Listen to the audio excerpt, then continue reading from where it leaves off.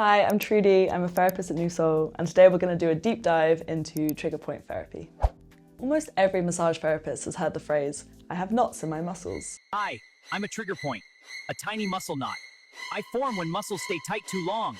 And trigger point therapy has become one of the most talked about techniques in bodywork. But what actually works? How can a trigger point release? Does the pressure need to be really intense? Why do some clients feel amazing afterwards, while others just feel sore? Today, we're breaking down trigger point therapy in a practical, evidence-informed way. We'll cover what trigger points probably are, common mistakes that massage therapists make, and what techniques work best in real practice.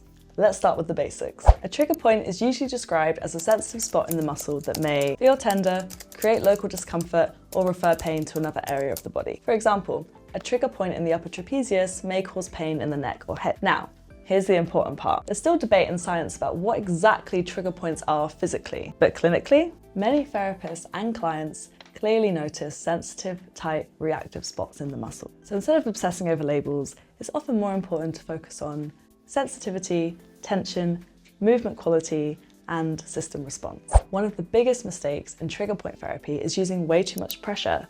A lot of massage therapists think, if it hurts more, it's working more. But aggressive pressure often causes guarding, muscle tension, soreness without positive results, and nervous system stress. Instead, effective trigger point work is usually gradual, tolerable, and controlled. The client should feel therapeutic discomfort, but not overwhelming pain. A good rule is, if the client can't breathe normally or relax, you're probably pushing too hard.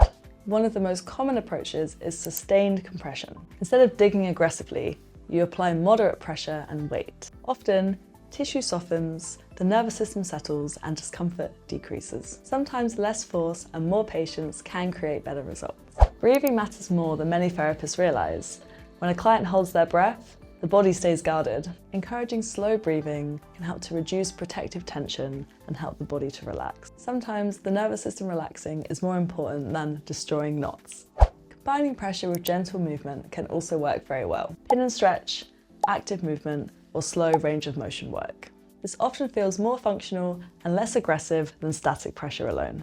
Many therapists focus too narrowly on one spot, but often the surrounding muscles are contributing too. Tight pecs, neck muscles, or lats may all influence upper trap tension. Sometimes the trigger point itself is not the entire problem, it's part of a bigger pattern. Clients often ask, why do my knots keep coming back?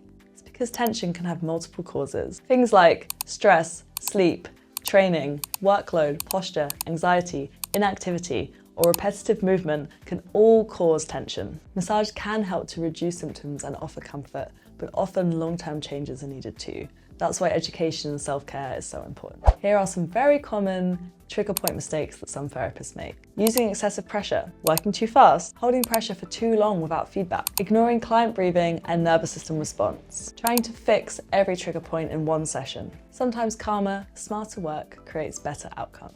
Trigger point therapy doesn't have to be brutal to be effective. In many cases, the best results come from good communication, controlled pressure, patience, and understanding the person as a whole, not just chasing painful spots. The goal isn't to win a battle against muscle tissue. The goal is helping clients move and feel better, safely and sustainably. So if you enjoyed this video, please subscribe for more education and massage therapist tips. Let us know in the comments, what's your experience with trigger point therapy? Do your clients prefer deeper or lighter pressure?